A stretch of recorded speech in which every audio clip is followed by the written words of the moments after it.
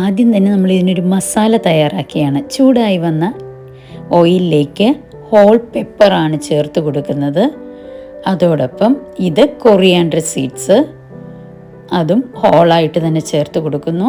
പിന്നെ fennel seeds, അടുത്തതായിട്ട് ജീര. ഇത്രയും കാര്യങ്ങൾ ഒന്ന് ചെറുതായിട്ട് റോസ്റ്റ് ചെയ്ത് എടുത്ത് ഗ്രൈൻഡ് ചെയ്ത് മാറ്റി വയ്ക്കണം കേട്ടോ.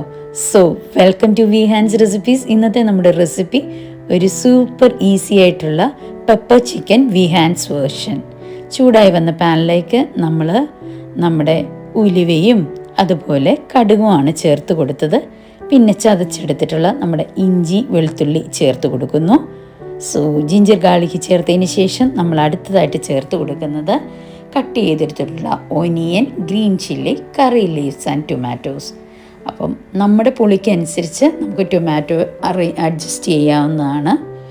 അപ്പം ഇതൊന്നൊരു ബ്രൗൺ നിറമാകുന്നതിലേക്ക് നമ്മൾ നമ്മുടെ അരച്ചെടുത്തിട്ടുള്ള നമ്മുടെ മസാലക്കൂട്ട് ചേർത്ത് കൊടുക്കുന്നു.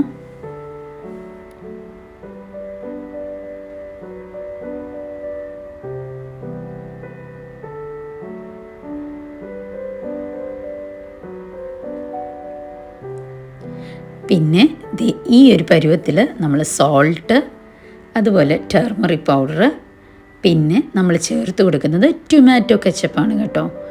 അപ്പം നമ്മൾ സോൾട്ട് ആഡ് ചെയ്യുന്നത് കെയർഫുള്ളായിരിക്കണം. കാര്യം നമ്മൾ ടൊമാറ്റോയുടെ സോസ് ഇവിടെ ആഡ് ചെയ്യുന്നത് കൊണ്ട്. പിന്നെ നമ്മൾ ചിക്കൻ ചേർത്ത് ഇത് നല്ലതായിട്ട് ഇളക്കി ഒരു 10 to 15 മിനിറ്റ്സ് നല്ലതായിട്ട് കവർ ചെയ്ത് കുക്ക് ചെയ്തതിന് ശേഷം ഓപ്പൺ ചെയ്ത് ഇനി ഇത് റോസ്റ്റ് ചെയ്ത് എടുക്കണം. അങ്ങനെ വളരെ വേഗത്തിൽ നമ്മുടെ പെപ്പർ ചിക്കൻ റോസ്റ്റ് ഇവിടെ റെഡി ആയിട്ടുണ്ട്. അപ്പം എല്ലാവരും തന്നെ ഒന്ന് ട്രൈ ചെയ്ത് നോക്കുക. ഇഷ്ടമായെങ്കിൽ ലൈക്ക് ചെയ്യുക, ഷെയർ ചെയ്യുക. Thanks for watching V hands.